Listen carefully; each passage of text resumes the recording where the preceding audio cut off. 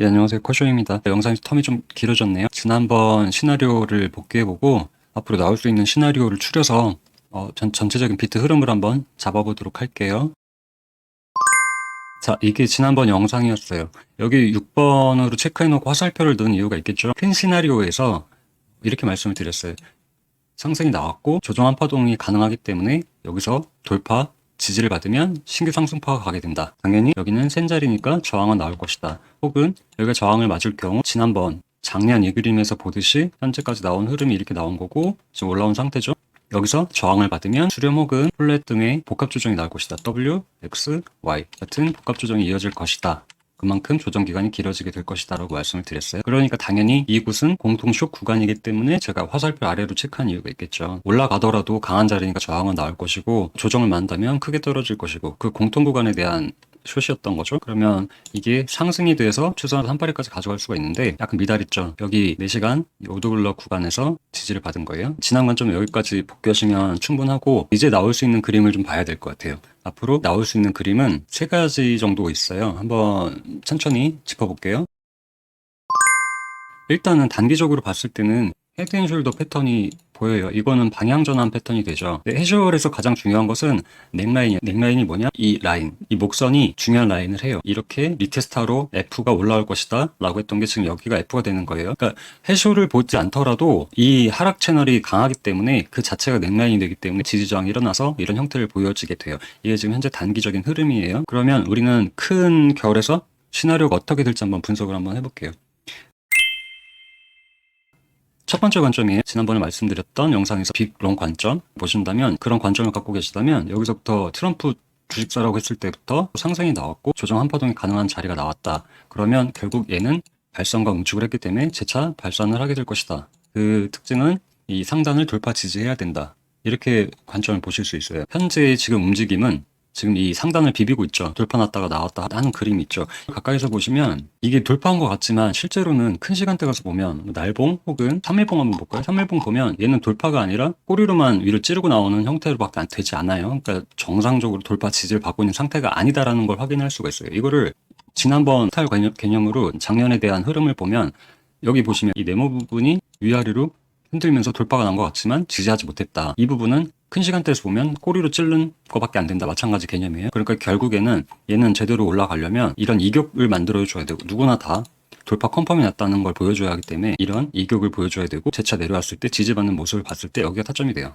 이렇게 보시면 현재 그림에서 얘도 당연히 이렇게 지지고 먹다가 이격을 한번 주고 지지받았을 때 이럴 때 상승을 노릴 수가 있습니다. 이 그림이 카톡 텔레에서 브리핑 드렸던 이런 개념이 되는 거예요. 이 노란색의 이격을 발생을 시켜야 컨펌을 줄 수가 있다. 그래야 매수세가 붙는다. 그러니까 롱 관점에서는 분명히 이런 무빙이 필요합니다. 그러면 두 번째 시나리오를 볼게요. 이 시나리오는 쐐기와 채널을 조합한 관점이에요. 이렇게 상승을 하고 쐐기를 그리는 A, B, C, D, 2파 그리는 형태가 돼요. 이러면 이 상승파가 마감이 되는 이 잔존력에 의한 형태로 쐐기를 그리는 것이기 때문에 당연히 조정이 나겠죠. 이 그림은 우연찮게도 여기 상단하고 겹쳐요. 그렇죠? 역대 최고가인 이 올타임 하이였던 최고가와 겹치는 형태를 그릴 수 있어요. 혹은 이렇게도 볼 수 있죠.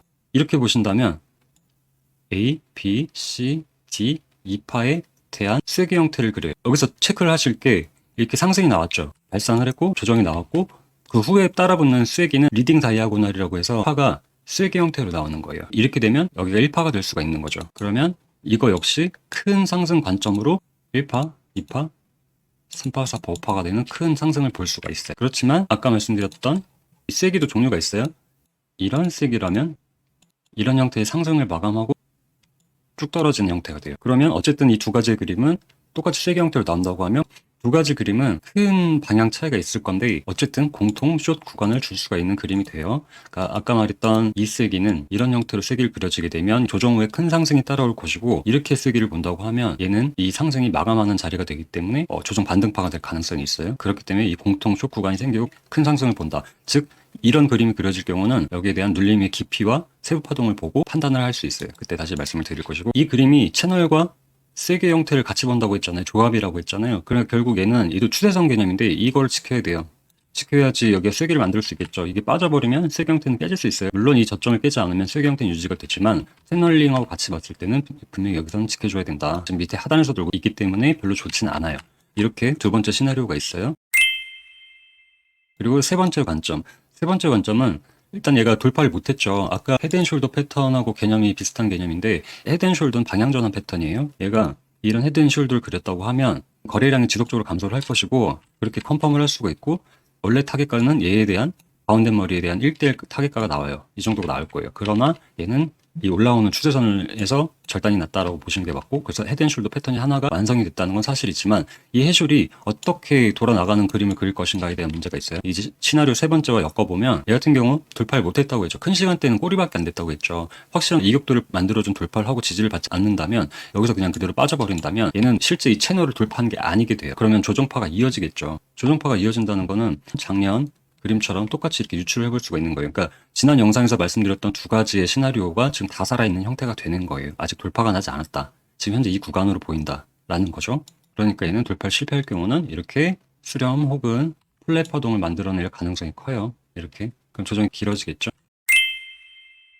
물론 시간이라는 게 있기 때문에 현재의 조정은 여기 트럼프 이후부터의 상승에 대한 조정이기 때문에 얘가 1618 기간값을 지나가긴 힘들어요. 그러니까 근데 아직 여력이 있어요. 여기가 시간값에 대한 조정치의 최대치예요. 이 상승에 대한. 그러니까 즉 이 1618절이 8월 초까지는 조정이 나와도 괜찮은 범위 안에 있는 거예요. 그러니까 두 가지 시나리오가 다 살아있다. 그러면 우리 결론만 체크를 한번 해볼게요. 첫 번째 시나리오 빅롱 관점 돌파하고 지지받는 이런 형태의 날아가는 형태 혹은 세기의 관점 세기는 두 가지로 나뉜다. 다시 2-1과 2-2로 나뉜다. 그리고 세 번째 여기가 현재 돌파 지지를 하지 못한 상태이기 때문에 얘가 밑으로 빠질 경우는 열릴 수 있다는 거예요. 밑으로. 그러면 이 조정이 길어질 수 있다라는 거죠. 자, 결론. 결국에는 우리는 어렵게 생각할 거 없이 여기 삼각형 여기 이탈 방향으로 시나리오를 추려나가면 돼요. 그러면 앞에 그림을 보고 뒤에 큰 따라오는 그림을 다 가져갈 수가 있게 되는 형태를 만들 수가 있어요. 단 한 가지 주의할 점은 미국 독립기념일 이후로 좀 주말장이 좀 길어지죠. 이 상태에서 옆으로 치면서 나가는 거를 하방 이탈했다라고 생각을 하면 안 돼요. 그래서 가급적이면 미국 증시가 다시 개장할 때에 대한 방향을 보고 체크를 하는 게 좋아요. 그게 더 신뢰도가 높아요. 그렇지만 매매 대응은 해야 된다. 자, 여기까지 시나리오 세 가지를 봤어요. 나올 가능성에 있는 그림들을 봤고 쉽죠? 편하죠? 이렇게 보시면 이렇게 시나리오를 말씀을 드릴게요. 거기에서 움직이는 걸 보고 가중치를 주면서 내가 메인 시나리오를 가져가면서 매매를 하시면 뒤에 큰 부분을 같이 먹을 수 있는 형태가 될 수 있을 거예요. 그러면 여기까지 하고 영상 텀이 좀 길 때도 있는데 카톡방이나 텔레방에 수시로 이런 뭐 관점 브리핑이라든지 무빙에 대해서 공유를 계속 드려요. 그래서 같이 원리 공부하고 이런 식으로 준비를 하면 되겠다라는 것들을 많이 하고 있으니까 오셔서 같이 얘기하고 토의하고 하면 좋을 것 같아요. 다음 영상으로 찾아뵙겠습니다. 그러면 좋은 주말 보내세요.